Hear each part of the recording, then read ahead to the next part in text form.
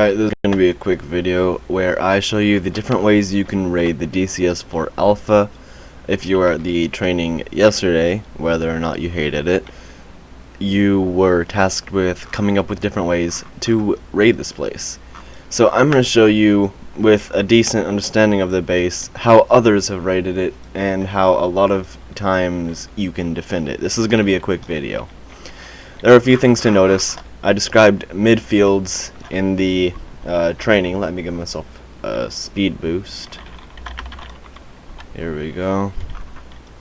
Oh, also, if you didn't know this, I sort of texture pack my Roblox, so some things are going to look a little different for me than for you. So, this whole area here is considered midfield up until about this area. Everything past here is in the capture point region. It's got an elevator, which is a choke point, and it has this weird thing in it that you can ignore until further notice, and it's got the capture point. So this is a single capture base. Alternatively, you can use this as a choke point despite having less cover, or more visibility rather. You can use places like this to defend against people over there, but you're kind of in a bad situation against people this direction, etc. So from a raider's point of view,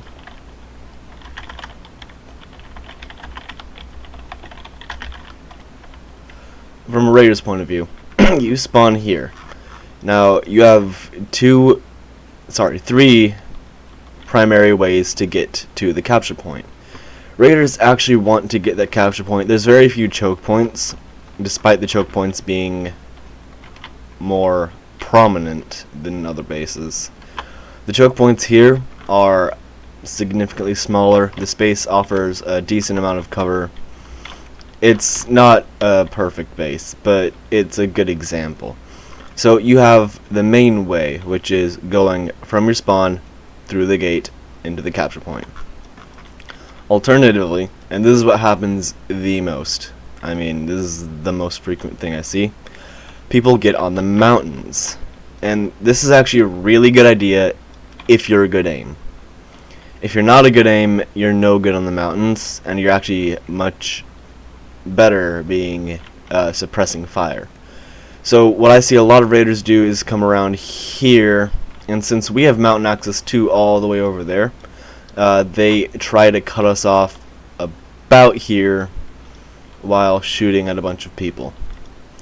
Alternatively, you can take the water route. So yeah, you can just swim through the water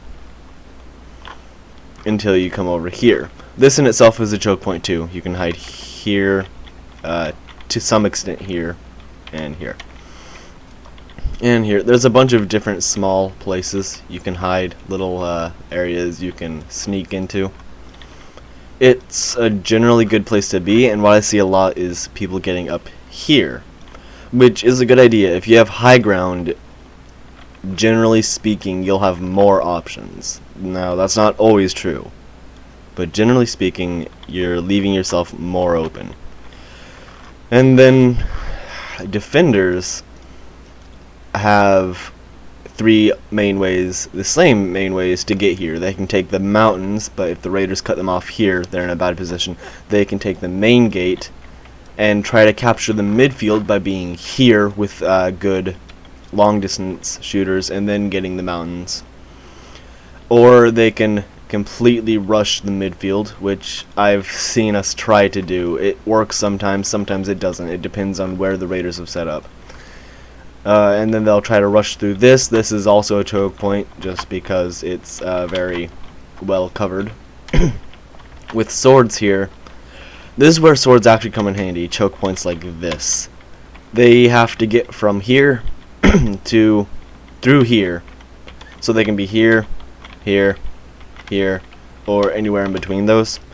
But they're limited between this range and this range. They can't go through the wall. This one too. Trust me, you can't walk through these. Still can't walk through them. So they have to come through here.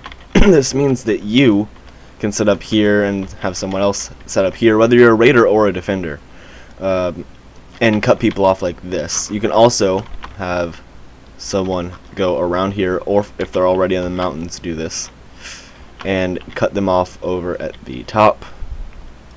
A lot of times people will try to capture this. This is a useful piece of extra land. Note that I'm saying extra because it's extra. You don't need to capture this area to win. And by capture, I don't mean like a capture point. I mean basically invade.